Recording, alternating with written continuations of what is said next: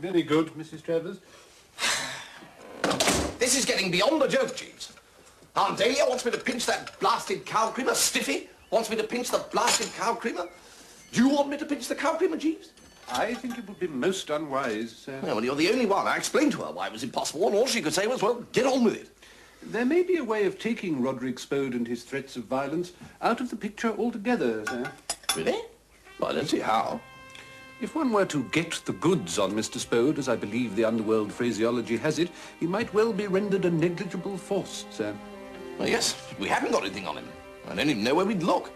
I was thinking of the Junior Ganymede, sir. It is a club for gentlemen's personal gentlemen in Curzon Street. A club? You mean like White's? Of a similar nature, sir. The premises are more comfortable, however, and the members less Bolshevik. And you're a member? Oh, indeed, sir. And Mr. Spode's personal attendant is sure to be a member also, and would naturally have confided to the secretary a good deal of information concerning Mr. Spode for inclusion in the club book. The club book? Under Rule 11, each member is required to supply the club with full information regarding his employers past and present. This not only provides entertaining reading, but also serves as a warning to those members who may be contemplating taking service with gentlemen who fall short of the ideal. Did you tell them about me? Oh, yes, sir. Well, everything. The night I came home from Pongo Twistleton's birthday party and mistook the Standard lamp for a burglar. That episode is a particular favourite with members, sir. They like to have these things to read on wet afternoons. So what's our idea, then? Phone the secretary for information about Spode? The secretary is not permitted to dispense such highly confidential information over the telephone wires, sir.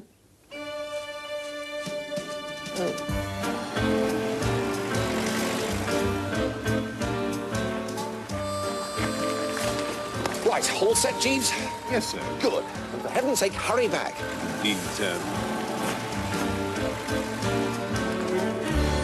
Hello, Desmond. Here's some nice antics for you. Come on. And you get up onto your nice rock. But, that is a bit warm, isn't it? What a silly daddy. There.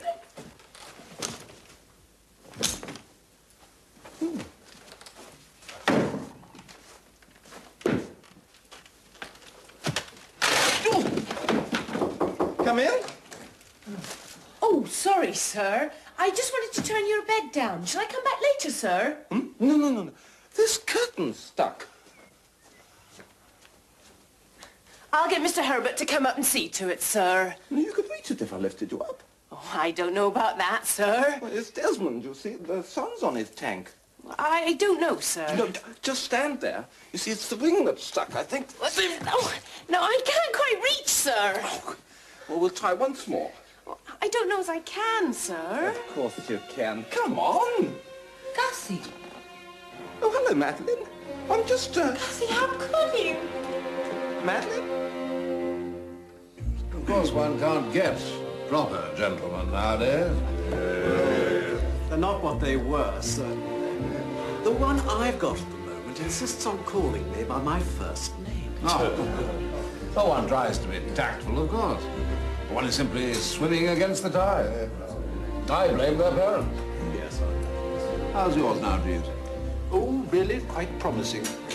I always suspected I could make something of him, and such is proving to be the case. But you want to see the book, don't you? I'm not considering another gentleman. This is quite another matter. The book for Mr. Jeeves, if you please. Well, I must say mine's coming along very nicely indeed. You remember I had to be quite severe with him about wearing a soft hat before Goodwood? Good as gold, man.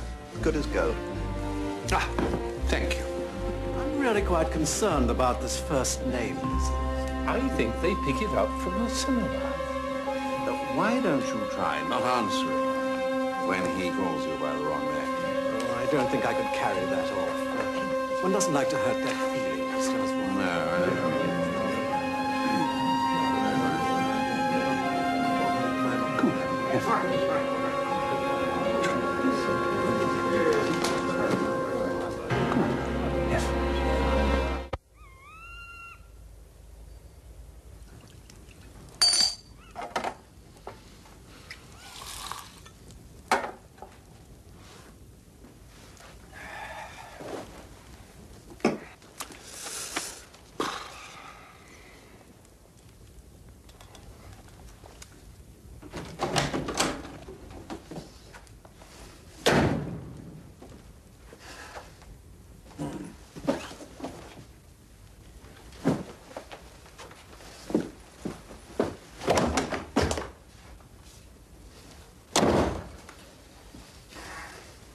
anything I can do for you, Spode? Why wasn't Fink Nottle at dinner? Perhaps he wasn't hungry. I'm looking for him. Oh, right. Well, any message if he should turn up? Tell him I'm going to break his neck. Break his neck. Right. And, if you should ask why? He knows why. Because he's a butterfly who toys with women's hearts and throws them aside like soiled gloves. Do butterflies do that? Are you trying to be funny? No. Good.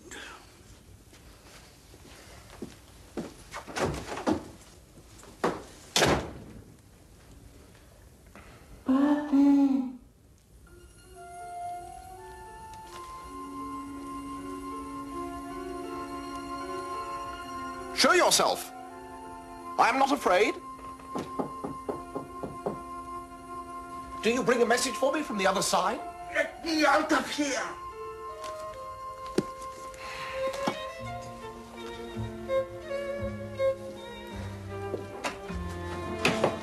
They ought to put handles on the inside of those things. What were you doing in there? Hiding!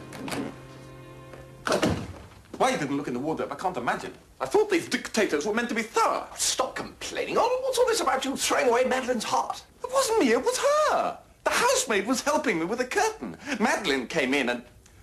Oh, what's the use? How are you on knotting sheets, Bertie? What do you mean, knotting sheets? They do it in books. You tie knots in them and then climb down out of the window. Oh, you're not afraid of Spode. I am. No, there's nothing for it but to start knotting sheets. You're not knotting my sheets. But Bertie, my life is at stake. I don't care. I decline to be a party to this craven scooting. Very well. I shall have to go off and hide somewhere till dawn when the milk train leaves. Goodbye, Bertie. You have disappointed me. Well, you have disappointed me. I thought you had guts. I have, and I don't want the ones exposed fooling about with them.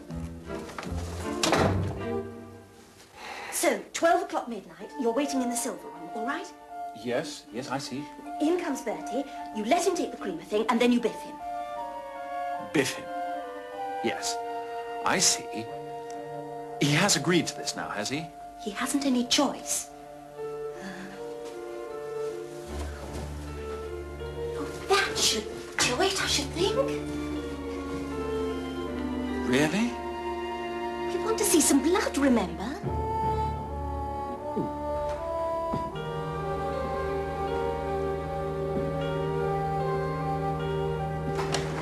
Who goes there? All quiet, Oates. All quiet, Sir Watkins, sir. I'm turning in now. Remember, Oates, I'm relying on you. And keep a special eye on that cow creamer. Very good. Sir Watkins, sir.